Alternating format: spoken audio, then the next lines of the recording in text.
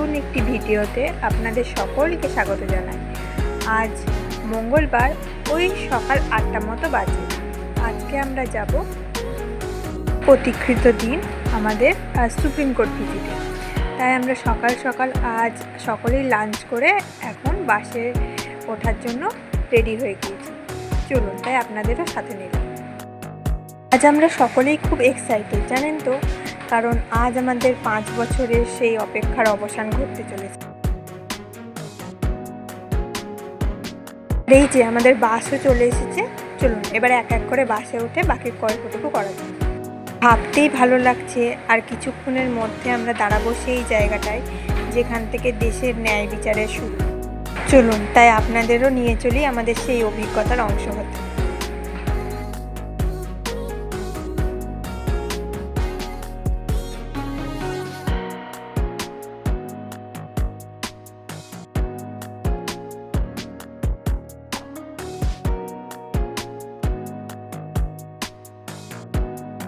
চলে এসেছি সুপ্রিম কোর্টের কাছাকাছি।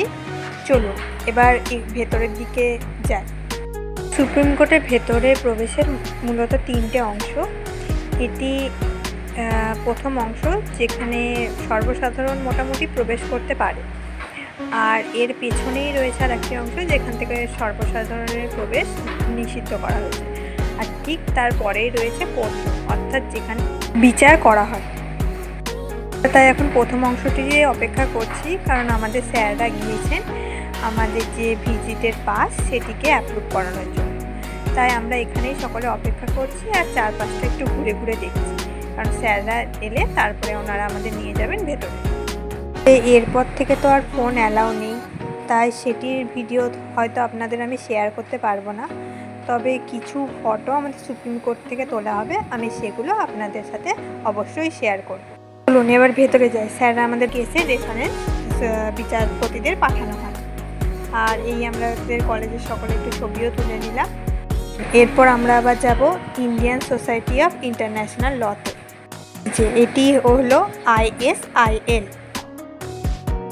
বেরিয়ে পড়েছি আমরা ISIL থেকে। তবে ওনাদের আতিথেয়তা খুবই সুন্দর, জানেন তো, এবং আমাদের আজ প্রাপ্তিযোগে অনেক কিছুই ছিল। এখান থেকে আমাদের সুন্দর উপহারও দেওয়া হয়, তা আপনাদের পরে দেখাচ্ছি। তবে এখন আমরা যাব অক্ষরধাম মন্দির। তো সুন্দর লাগছে এই টানেলটির ভেতর দিয়ে যেতে, তা হয়তো চোখে না দেখলে বোঝানো সম্ভব নয়।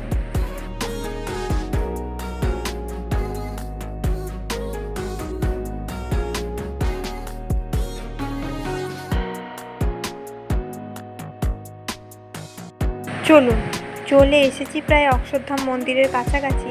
আর ওই যে দূরে দেখছেন একটি চূড়া, ওটি হলো অক্ষরধাম মন্দিরের চূড়া। এবার ওখানেই আমরা যাব।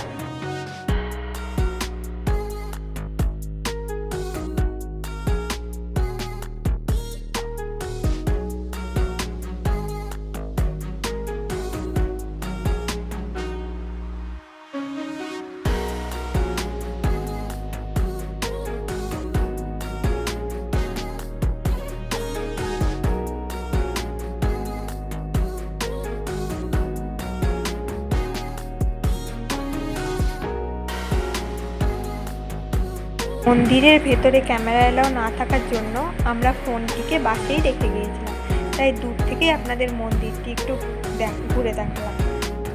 এই মন্দিরটি রাজস্থানের গোলাপি বেলে পাথর ও ইটালীয় ক্যারারার মার্বেল পাথর দিয়ে তৈরি। সবচেয়ে মজার ব্যাপার হলো এই মন্দিরে কোনো লোহা বা কংক্রিটের ব্যবহার করা হয়নি। এই মন্দিরের ভেতরে রয়েছে 11 ফুট উঁচু স্বামী নারায়ণের মূর্তি।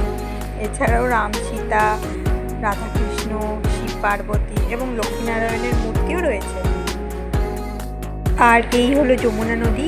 এই যমুনা নদীর তীরেই অক্ষরধাম মন্দিরটি নির্মাণ করা হয়। 2005 সালে তৎকালীন রাষ্ট্রপতি APJ আব্দুল কালাম এই মন্দিরটি সর্বসাধারণের জন্য উন্মুক্ত করেন।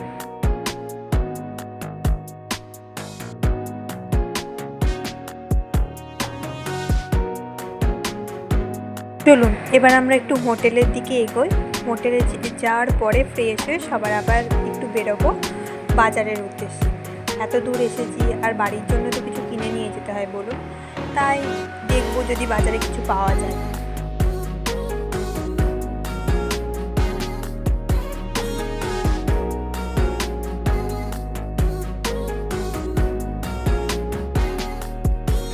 না, বাজারে সেরকম ভালো কিছু পেলাম না, তাই আর কেনা হলো না।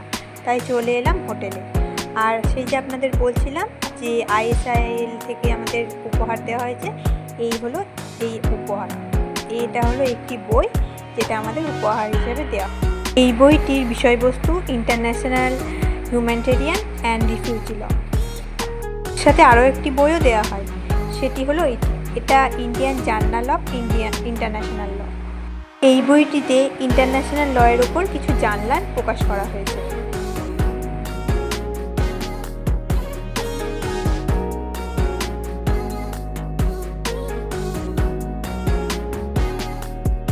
আর এর সাথে দেওয়া হয়েছিল আমাদের একটি ফর্ম, যেখানে ISIL একটি সামার ইন্টার্নশিপের আয়োজন করেছে। সেটি 14 দিনের সামার ইন্টার্নশিপ। এটি অফলাইন মোডে করানো হবে এবং এর কোর্স ফি 4000 টাকা। তো আপনারা যদি এই বিষয়ে কেউ আগ্রহী থাকেন তাহলে ISIL থেকে ওয়েবসাইটে আপনারা যোগাযোগ করতে পারেন। তার সাথে দেওয়া হয়েছিল একটি নিউজ লেটার, যেখানে ISIL এর সমস্ত কর্মসূচি তুলে ধরা হয়েছে। তো চলুন, এই আজকে প্রাপ্তিযোগে অনেক কিছুই ছিল যেগুলো আমরা উপহার হিসেবে পেয়েছি, সেগুলো আপনাদেরকেও দেখালাম। চলুন আজ তবে এখানেই রাখি। এবার খাওয়া দাওয়া শেষ করে সকলে একটু রেস্ট নিই।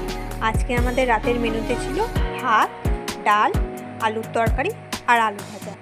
আমার ভিডিওটি আপনাদের কেমন লাগলো তা অবশ্যই জানাবেন। আর সকলে সাবধানে থাকবেন, ভালো থাকবেন। দেখা হবে পরের আবার একটি ভিডিওতে।